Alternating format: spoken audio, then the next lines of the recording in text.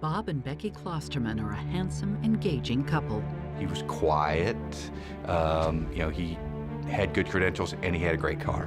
He is a gifted fighter pilot, and she is his perfect, doting wife. They look like a power couple. She looked happy to be on his arm, and he looked mighty happy for her to be there. But when scandal rocks his naval career, their marriage begins to sink. And all of a sudden, here come the police, and they extricate him from the house. Becky was a nervous wreck that last year. She couldn't sit still. She couldn't sleep. Bob waved the gun at himself. Then Becky spat back at him. You don't have the guts. Love may be blind and marriage bliss, but divorce is murder.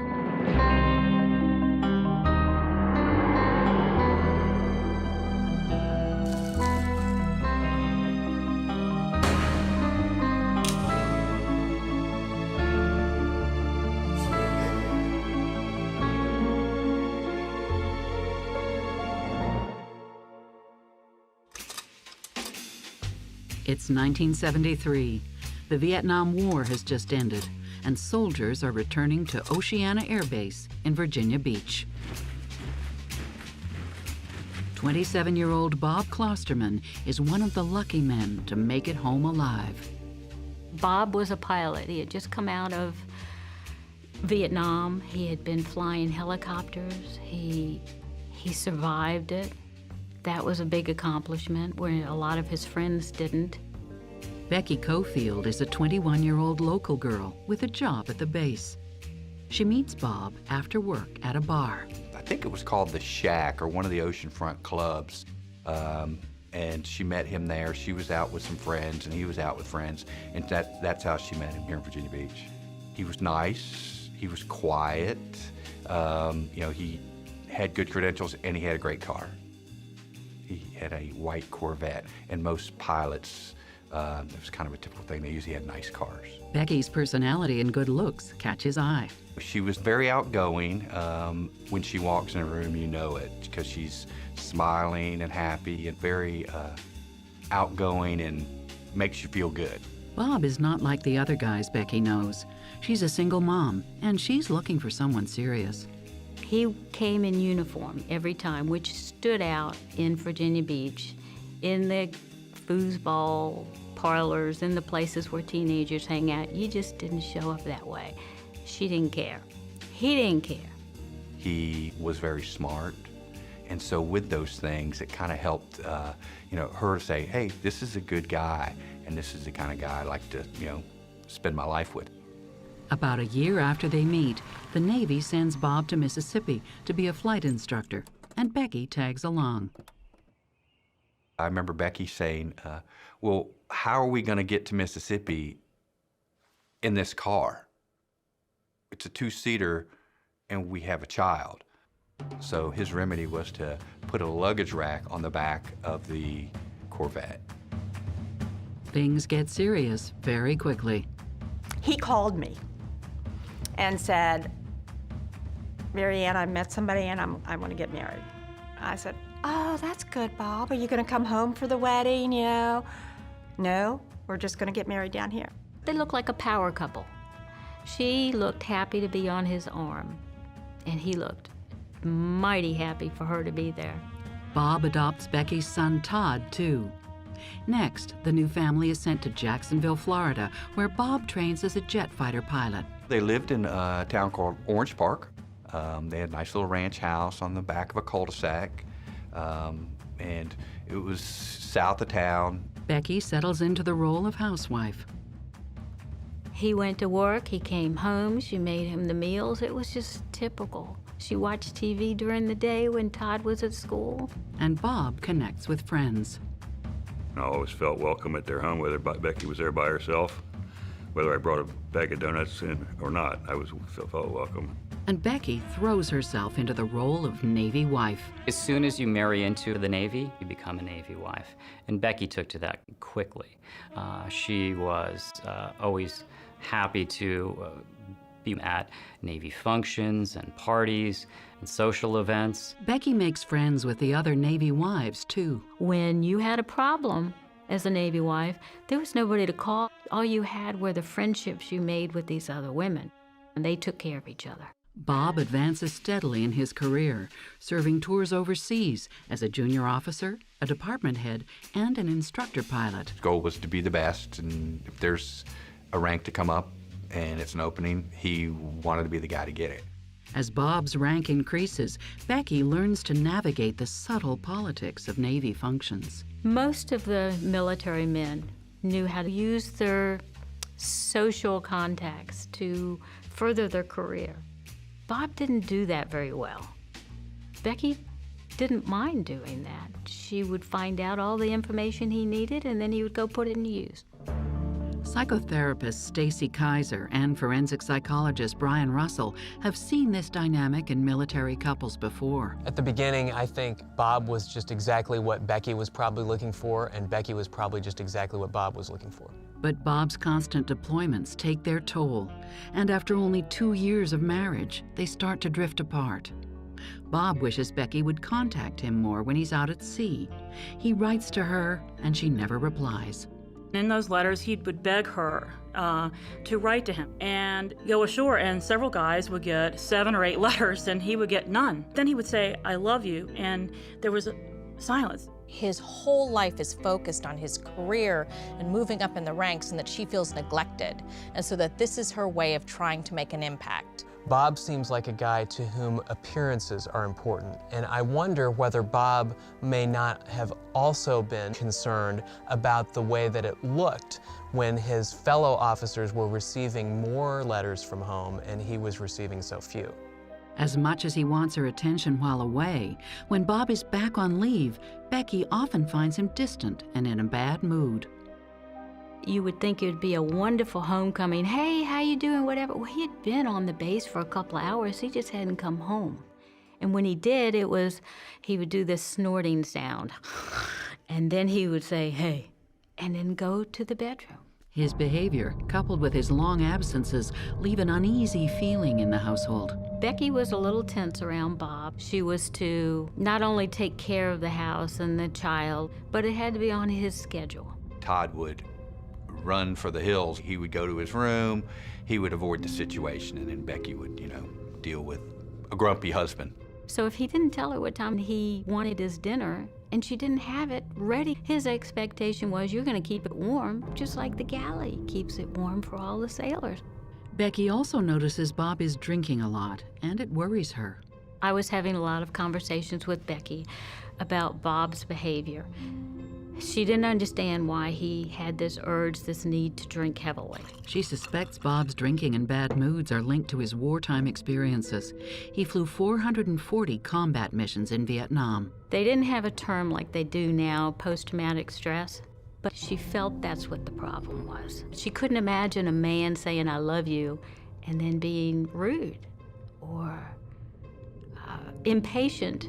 In her mind, that did not connect. So either there was something that had broken in the war, or she didn't know this man, and she tended to go to, he was broken. I wouldn't say that Bob has full-blown post-traumatic stress disorder, because I would be looking for things like nightmares and flashbacks, which I'm not seeing. But what I am seeing is this agitation, this tendency towards depression, and it could have something to do with experiences that he had during the war. Becky is angry that he can't control his drinking and is risking his career and his home life. She was so mad at him for jeopardizing what he wanted out of life for something stupid as to one last drink. And after 4 years, she even considers ending their marriage. And I think at that point she was ready to leave him. But Becky has secrets of her own. To pop both those things on him with very little prep, I don't think he really could ever get over that. Bob Klosterman is a pilot with a promising career in the Navy and a beautiful, supportive wife. But by 1977, 3 years after they get married, his drinking is out of control. Luckily, it hasn't affected his naval career. I do know that he was drinking regularly at all hours when he wasn't flying. But it has begun threatening his marriage. Their relationship is in tatters when Becky gets some unexpected news. Bob was out to sea, And she realized within the first few weeks she was pregnant. But for Becky, it's not good news. The doctors had told her before not to go forward with any pregnancy, that they couldn't guarantee that either one, she or the child, would come out okay. Becky doesn't tell Bob she's pregnant. According to Kitty, Becky suffers from hyperthyroidism, a hormonal imbalance that can lead to heart failure for the mother and birth defects for the baby. A few days later, she terminates the pregnancy. She keeps this a secret from Bob, too. I've got to believe that in a healthy marriage, if a person was happy with their spouse, they would have come to them immediately and said, you know I have medical issues and I cannot have these children. Bob returns from his deployment, and things are as strained as ever. One evening, the couple is arguing over Todd's homework when Becky drops a bombshell. She picked it that night to tell him about the pregnancy and the abortion at the same time. She was far enough along for them to know that it was twins, apparently. Keeping a secret can give somebody a sense of being empowered. And I think that that is at play in this particular case, because you can see that she chose to bring that out at just the precise time when she was engaged in a conflict with Bob and she needed or felt the need to exert some power over him. Bob is devastated. To pop both those things on him with very little prep was difficult, and I don't think he really could ever get over that. He always wanted children. Bob loved children. He even told me, I told him once, I said, oh, gosh, Bob, do you think maybe you'll be the one with twins? And he goes, oh, I don't know, that'd be something, wouldn't it? Becky loves children too, but she never talks about wanting more. She never voiced that because she felt like the one child she had was all that she was going to get, safely. So she never presented it any further, but she loved kids. She even avoids the issue by telling people Bob was exposed to Agent Orange during the war. If somebody said, well, why don't you have any children? She would just say, well, I don't know what kind of kids we would have. They just wouldn't come out right after Agent Orange. Agent Orange seems to me to be an extremely flimsy reason that probably was something that she said to other people as a means of sort of shutting down discussion about the topic. I truly believe that she didn't want those kids. She was afraid that he would try and stop her, and so she took care of it before he could get home and know about it. Bob's reaction is to head to a local bar. The issue that for him is that he never knew she was pregnant, comes back, and then she tells him this.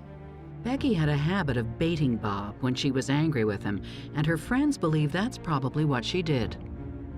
Becky chose to tell him basically that she hated him, and she made it an argument.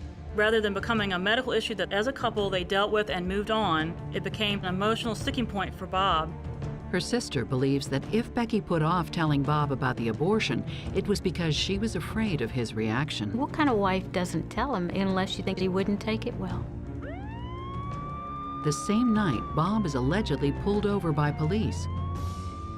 There were certain people who were very close to Bob and the Naval Air community who reined him in and basically told him, you will not do this again, period. The police don't charge Bob with a DUI, but the incident serves as a wake-up call about his excessive drinking.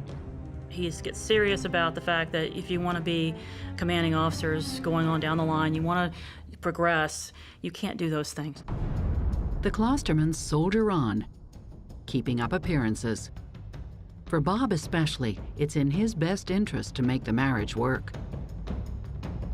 The Navy finds it very important to put people in leadership with strong spouses. In fact, in Bob's performance reviews, they took note of Becky. They called her vivacious and bubbly and an impressive couple. Bob continues to excel in the Navy. He becomes a high-ranking officer, drops bombs on Libya, and leads sailors in Desert Shield and Desert Storm in Iraq. When he starts to focus, and he keeps that focus on flying in the airplane and progressing in his Navy career, he's pretty golden. By the end of the 1980s, work brings Bob and Becky back to Virginia. But this time they're in Norfolk, the place to be if you're an ambitious Navy man. Norfolk is a Navy town.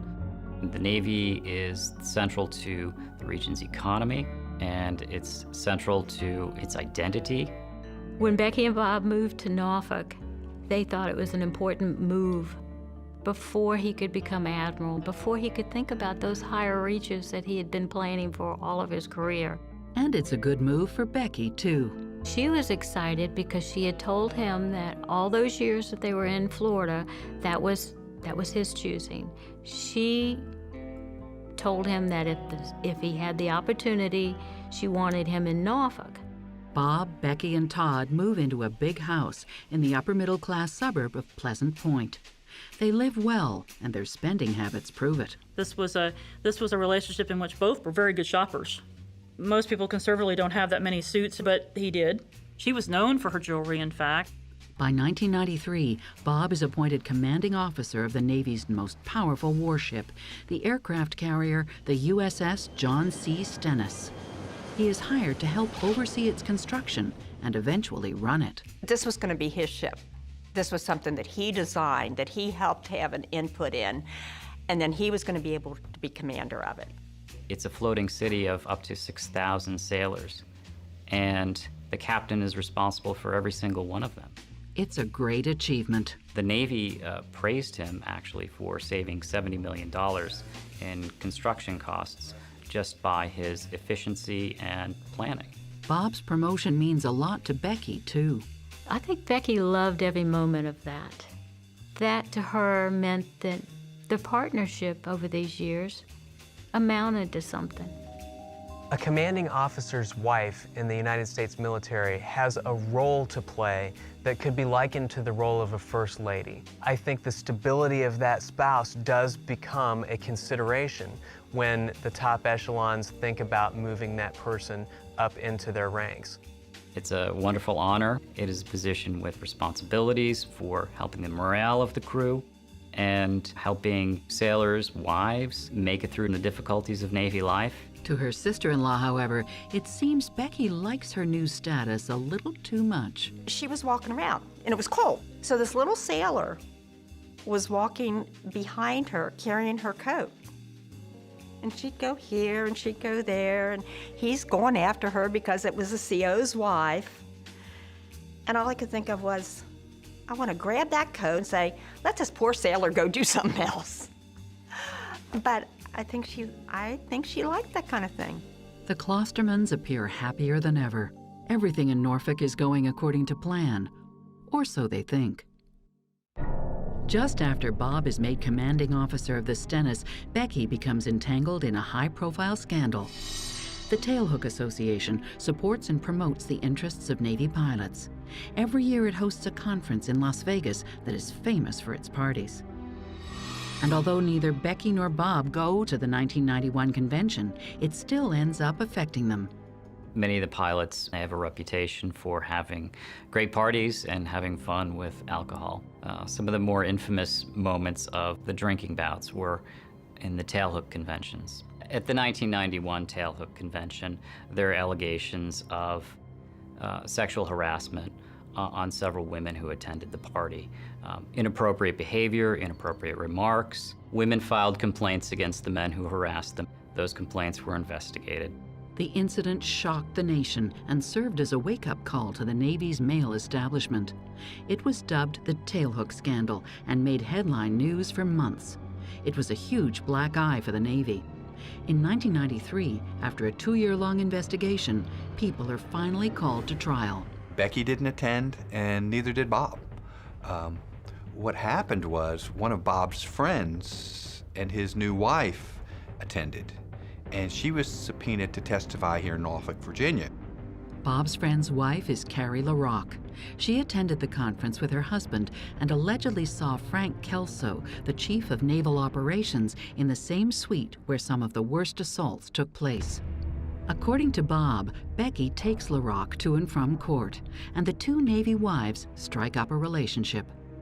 Becky befriended her after that experience, and Becky was sympathetic to her complaints against the Navy. Bob has just been made commanding officer of the Stennis. The last thing he needs is for Becky to sympathize with the person testifying against the highest-ranking officer in the U.S. Navy. Bob told Becky, I don't want that woman in my house. I don't want that woman anywhere near us.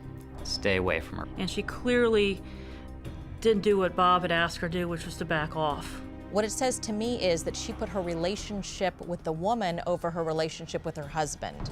Because at the end of the day, she knew that there could be complications for him if she was too aligned with this woman, and she did it anyway. There's a pattern with the abortion and with this tailhook thing as an excuse to do something that was against Bob's interests, that was a way for her to assert some passive-aggressive power. But according to Becky, she doesn't know Carrie LaRocque at all. She simply gives her a lift when Bob asks her to. She matter-of-factly told the story that I went to the airport and picked her up. I drove her to court as he asked me to do. That's all there was to it. She said, how did I get stuck in this? I didn't even have anything to do with it. This is a bad deal. No one knows who's telling the truth. It would be very plausible that Becky would get involved. Becky told me one time Bob wouldn't have gotten that far in the military if it weren't for her. At the end of the investigation, the victims receive a financial settlement, and LaRocque's testimony is thrown out over her credibility as a witness. Kelso is never charged. Bob remains commander of the Stennis, and his goal of becoming an admiral is still in sight. His superiors praised him for being a top helicopter pilot, a top A7 pilot, and he was praised for being a top administrator when he took control of the Stennis. But then, after riding out the Tailhook storm, Bob gets involved in a scandal of his own. Becky knew that Bob cheated on her. The Klostermans faced several challenges in the first years of their marriage, but by the early 90s, they appear to have worked past their issues and moved on. Bob rises through the ranks of the Navy, and Becky supports him along the way. They seemed to be happy. They were still married when most of my friends were getting divorced, and I thought it was fantastic. Bob helped save the Navy $70 million on the construction costs of the Stennis. His track record and position practically guaranteed, he feels confident about being made admiral. If you are named commander of an aircraft carrier, odds are very good that you're going to become an admiral and vault into the top of Navy leadership. But after 2 years, it's clear he's not going to get the job. When you don't make it on the first pass coming off a carrier command, it's usually a sign that it's not going to happen. It's kind of like getting in a fraternity. One guy blackballs you, you're done. Could Becky's actions after the Tailhook scandal have anything to do with it? It would be a big deal if Becky did befriend this woman who took on the chief of naval operations. Because it's a small community. People talk, and they hold grudges, and they don't necessarily let go of those grudges. Or was it Bob's own shortcomings? Becky's sister suspects he didn't get the promotion because he didn't know how to work the back rooms of Washington. Bob was going back and forth to the Pentagon, and the Clinton administration didn't want any military up there in their uniforms. You come in a suit. Well, that stripped Bob of everything he had. He couldn't go and present himself as Captain Klosterman. And he didn't know how to play, or he didn't want to play the politics. He even has trouble communicating with his own men. His personality was too direct, abrupt, and he lacked a lot of compassion. There was a blog, and a couple soldiers commented on what an SOB he was. I guess you can call it hard-ass. In 1997, after 28 years of active service, Bob retires. I think that it was probably devastating for Bob to not make admiral. And it's perfectly understandable to me as a psychologist that when everything that you have been building your life and career around starts to fall to pieces, that you might look for some external place to place the blame. He invested all of his time and energy in building his career and focusing on moving up the ranks to the top. And so to not be able to reach the top could make a person literally fall to the bottom. This man had never, ever worked outside the military before, and here he was in his 50s. And he was expected to change the game plan. On the home front, Bob and Becky are less busy now that they've left behind the demands of the Navy. But that doesn't bring them any closer. I just got the general impression that it was sort of, I don't want to say an unhappy marriage, but not the ideal marriage that you'd want to find yourself in someday. Like a lot of retired servicemen, Bob finds work with a defense contractor. If he had an offer at the Newport News shipbuilding, he obviously had a lot of relationships with the people building ships. Bob devotes himself to his new job and sees his family, especially his in-laws, less and less. Bob quit showing up for most of our family things. And that wasn't expected of him to be at everything. It just, it was nice to have everybody there for Christmas. He wasn't there at Christmas. Becky is lonely at first. I had lunch with her a number of times right after him leaving active duty. And she kept going back trying to find, the people in her life from the Navy days. But she bounces back and busies herself with a new hobby. She had become hooked on tennis. She liked tennis a lot, and she was playing very well. And she had a lot of friends from that, who were good friends. Bob finds it harder. He was stressed. He seems to cope by playing more golf. When Bob was in the military, he would play a round of golf a Saturday. But when he was retired from the military and he was stressed, he would play for weekends. He also starts to shop a lot. Every day, something came from UPS. If I was at the house, there was always something being dropped off. I don't mean he would shop for a new pair of shoes.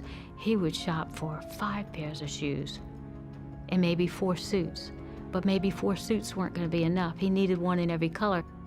But some say Bob is just spending more because he's earning more. He pulls in over $400,000 a year at Newport News on top of his pension. After the initial adjustment period, life at the Klosterman residence looks a lot like it did before Bob retired. Becky was still doing the same thing she always did.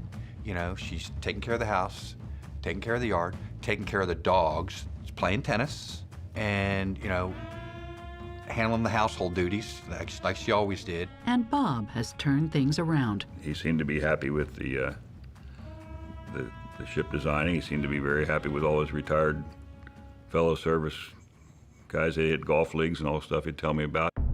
But in 2003, their lives are about to change forever. At Becky's urging, Bob quits his job and goes to work for her cousin, Bill Anton. It was seen as an opportunity, a great opportunity for him, and that she wanted him to do this. Becky's cousin Bill is a wealthy entrepreneur looking for someone like Bob to help him manage some of his projects. My cousin needed a non-political face that would get the job done, that had power behind it and possibly influence that he could tap into of the people he did know. Bill asks Bob to help oversee construction sites, including the building of a large residential home. He built this big, nice house up in a very nice part of Upper Michigan, and Bob was like the project manager. I think he's excited about the travel and doing something different that's not government-related. Bob and Becky are also excited by the prospect that the new job could make them richer. Anton gives Bob a signing bonus and a bigger salary than he was getting before. This was a chance for Bob to really earn some cash in the final years of his working career. But the new job isn't like the old one. When he went to Newport News, he was working with people he had been in aviation with over the years, and it was good. It was a different line of work than what he was used to. He just wasn't happy. It wasn't even in his realm, really, to do this. Bob is never home, and Becky finds herself alone again after all those years of being a Navy wife. I would hang out at their home and chat with Becky, and lots of times Bob wasn't home. He was busy and traveling for the company that he was working for, and he wouldn't tell her where he was going. He would just, I've got to go. Sometimes he'd surprise me, walk up to me. I'm working at the ballpark at the Redskins, turn around, there's Bob standing there. He's got a ticket for the game. He came into town. Becky begins to suspect Bob of having an affair. Becky knew that Bob cheated on her from the early days in their marriage. But she turned a blind eye when it happened overseas. But she finds it harder to ignore so close to home. I think Bob misplaced either his credit card or his wallet or his telephone. But she gets a phone call from this place called Camelot. The Camelot Show Bar is not just any old night spot. It's a strip club in Washington, D.C. Well, he wasn't supposed to be in the D.C. area. And so she asked him, Bob, you missing your phone? He said, oh, I dropped that running, and I must have been running past them, and they found the phone, and that's how it ended up, them calling me. After Becky confronts him, Bob heads to D.C. to pick it up. Despite his denial, deep down, Becky knows he's lying. She just doesn't know to what extent. Soon, the tension between the couple comes to a head. Bob waved the gun at himself. Then Becky spat back at him. You don't have the guts. Becky Klosterman overlooks the fact that Bob, her husband of 32 years, left his cell phone at a strip club in D.C. She is trying to make her marriage work, and on the surface, he is too. I'd say that Becky and Bob look like they belong together. I have videos I was looking at, even all the way up to 2007. She's sitting on his lap. But soon, it doesn't matter. Things are about to fall apart. In the spring of 2008, Bob tells Becky he's lost his job. It didn't end up very well. He ends up being basically fired by his wife's cousin. The reason he gives is vague. Something about a misunderstanding over a construction project. Her family hears another story. Bob was to be doing a job for my cousin, and he was going off and doing what he felt like doing. Becky can't believe the news. If it's true, then where was he when he said he was working? When a bill is mistakenly delivered to their house, Becky discovers one possible answer. He had changed where the mail was coming to. It went to a P.O. box. And the only reason she found any piece of that information was that one of them came to the house by mistake. He was shopping in the ladies' department, and he had spent hundreds of dollars each time, and it wasn't for her. Becky is thunderstruck. Not only does it look like Bob is having an affair, he is spending a lot of money. And the ultimate insult, he's been asking her for months to cut back on expenses. He was telling her that money was tight, that they needed to save for his retirement and for the possibility that this job wouldn't last. Bob was the breadwinner, but he did the finances the majority of the time, so she never really saw the bills. She just saw the results. And all the while, Bob discourages Becky from getting a job. When he was gone, she would work, and when he would come back, he made her quit because she wasn't there to fix him dinner and do all the things that needed to do. Didn't cut the grass, didn't clean the house. Becky waits before asking Bob about the purchases. Until Becky had concrete evidence of anything, she knew better than to just blast off and say, you've done this or that. Then the final straw. In November of 2008, she finds a letter from the bank, and it's a shock. Their home has been stripped of all its equity. It should have been probably almost paid for, or maybe completely paid for, knowing, the income that he made in his career. It wasn't. All of this money was missing. With concrete proof in hand, Becky finally confronts Bob. They're arguing about finances and about where he's spending the money. And she said they got into a pretty darn good argument, a loud one, and she wasn't going to back down. Always do it for you. And he pulled a gun out of the desk drawer. Becky remembers Bob pointing the gun at her, then at himself, and saying, "You'll never see any money." While Bob claims he never pointed the gun at Becky. Bob said he waved the gun at himself and asked Becky if she would like for him to kill himself. Then Bob said Becky spat back at him. You don't have the guts. Her sister imagines Bob's version is closer to the truth. I'm pretty sure she egged him on. She probably said, you don't have the balls. And I'm pretty sure she cleaned it up for the deposition.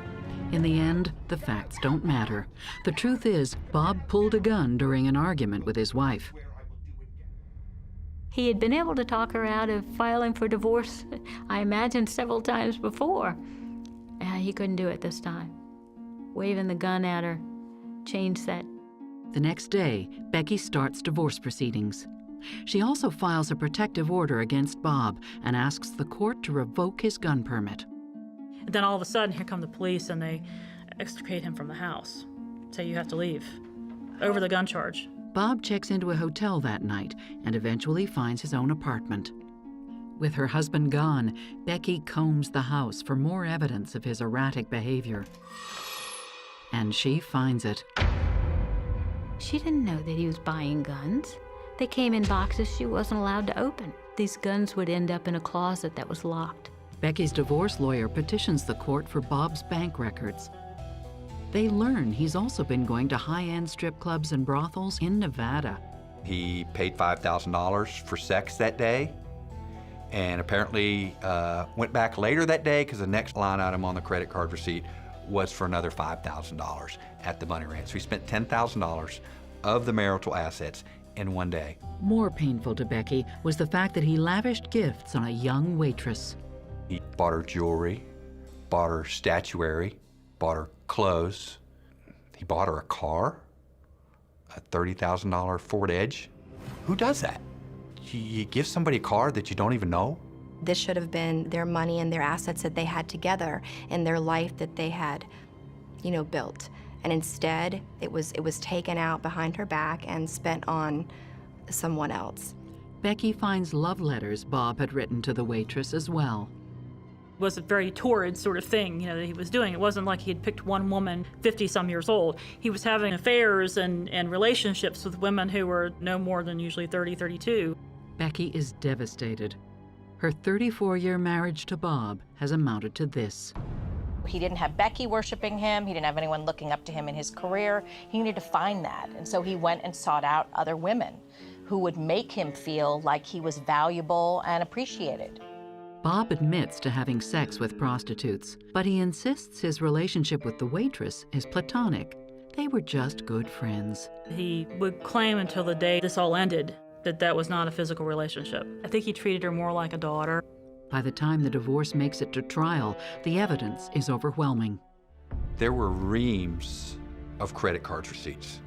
The poor legal assistants had to carry these things in. I actually helped them carry a couple of these, evidence 1, evidence 2, evidence 3. Becky's lawyer proves Bob's spending is out of control. He took an Alaskan vacation by himself or with somebody. He would routinely go to Cincinnati for the Bengals game. He had an apartment that he paid for there, and he bought a motorcycle. He was using that money to help fund his lifestyle. Bob used the equity of their home to fund his exploits. They had paid $200,000 for the house in 1987, and then some 20-some years later, they owed more on it than it was worth, and it was valued at $450,000. According to her family, he forged Becky's name to secure a second mortgage and used the money to buy the waitress the SUV. She found that document, and she had never signed it, but her name was signed on there. He had forged her name to a car to give to some bimbo. Bob's lawyer, on the other hand, tries to downplay his client's lifestyle by focusing on Becky. Becky was being debased during the trial when it came to what she contributed to the marriage and what she was owed out of that marriage. Bob's lawyer argues Becky was just a Navy wife who never worked. She was made to look like she was not anything to him. It was an ugly tactic to use against any military spouse in that circumstance, period. Most of all, he argues that Becky cost Bob his job as an admiral in the U.S. Navy. He argues his client was reprimanded during the Tailhook scandal because of Becky's missteps. Bob's getting ready to take over the John C. Stennis and the whole thing, and he was counseled by 2 3-star admirals to please control his wife. And when it came time for his superiors to consider him for the position, it was too late. Bob had a friend on the selection committee, and the friend was privy to the secret conversations and deliberations of the choice for admiral. Bob's friend told him that Becky came up in the discussions, and not favorably. Bob's attorney implies that Becky cost Bob his job and his salary as an admiral.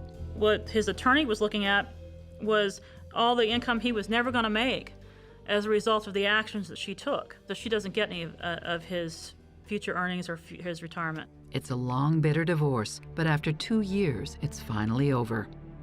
On April 28th, the final divorce decree arrives by mail. Bob and Becky are expected in court on May 4th to sign the paperwork. Bob notes another date instead. He writes on that calendar entry, True Blood, and it wasn't in reference to the television series.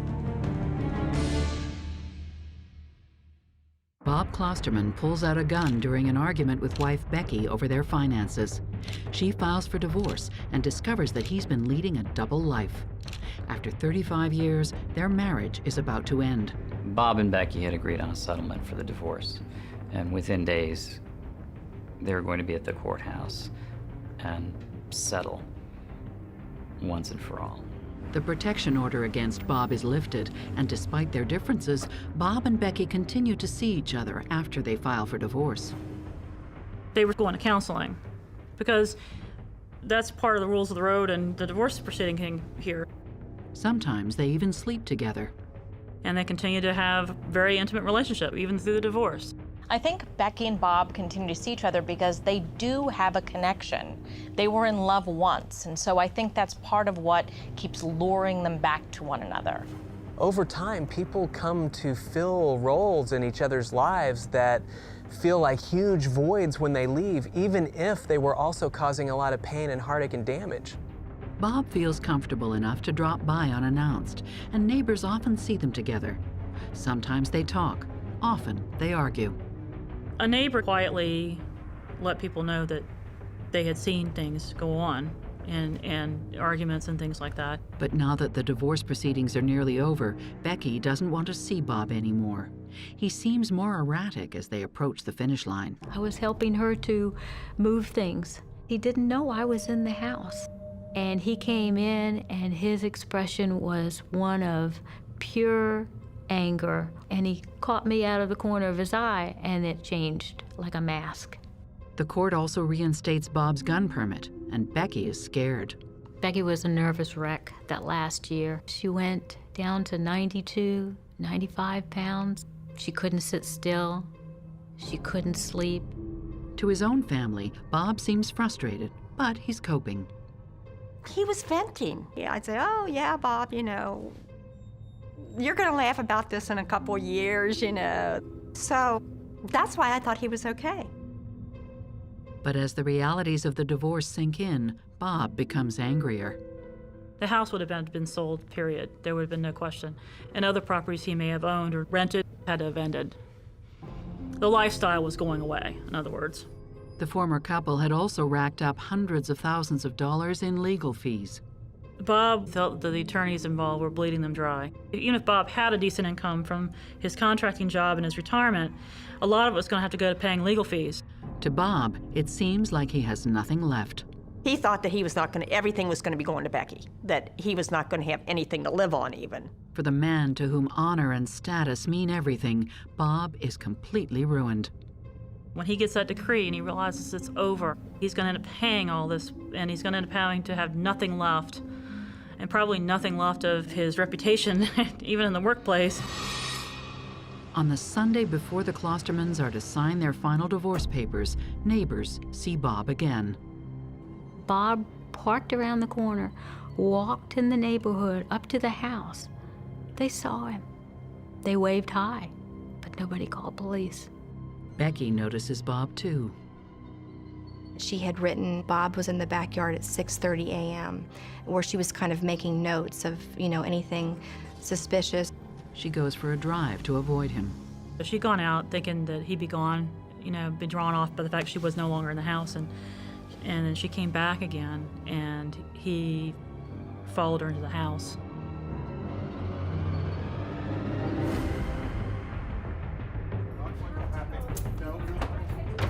I did hear there were bruise marks on her arm in the shape of a handprint. So I think that he kind of manhandled her into that garage and forced her to lay down.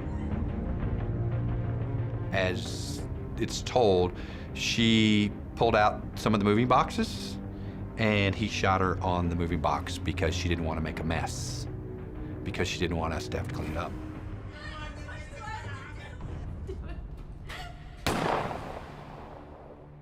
No one hears a thing.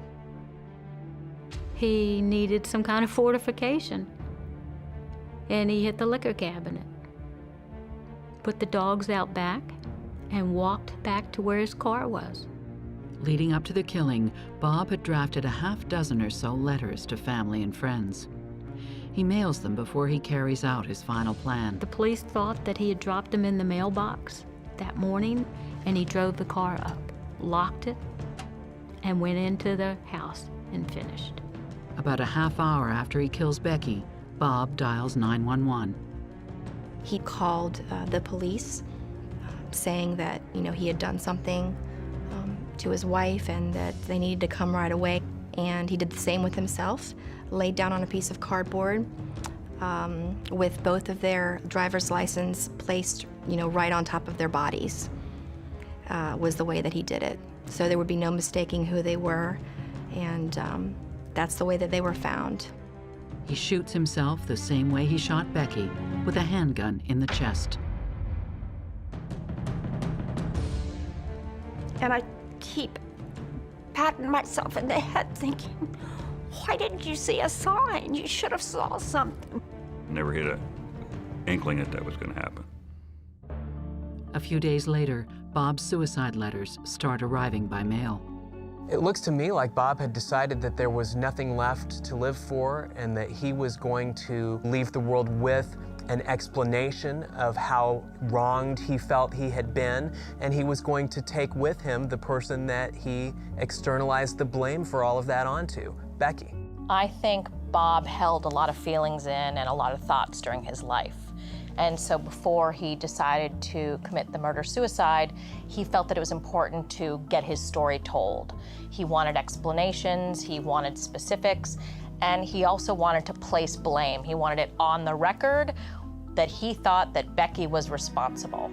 In them, he blames Becky for most of the things that went wrong in his life. Bob tells everyone again how Becky cost him his future in the Navy. The Tailhook scandal changed the course of his life, took him off track. And, for someone who needed that structure and that sense of place, Bob lost that. Bob also says Becky's decision to abort their twins is akin to murder. He still was angry that his unborn children were murdered. Come on now, that was how many years ago? 30 years ago, and you're going to harp on that? If that was the critical point, why didn't it end then? Becky had also convinced him to leave a job he enjoyed to work for her cousin. The whole time he was regretting leaving Newport News Shipbuilding. That was where he was happy. It's where he was working with people he had been in aviation with over the years. Finally, Becky's decision to pursue the divorce stripped them of nearly everything. He was very bitter about the legal fees. By Bob's reckoning, it cost $150,000. Bob felt that Becky could have made the divorce much easier, but she insisted on fighting it. Bob lists countless reasons why Becky was accountable for his failures, but they could never justify his actions. Could it have been caused by repressed emotions from his combat days? After the war in Vietnam, would there be some issues there? I would think yes. Now, do I think they manifested themselves from the 60s all the way to 2010 and caused him to do what he did? No. I think there's so many other layers to this story that got him to where he ended up.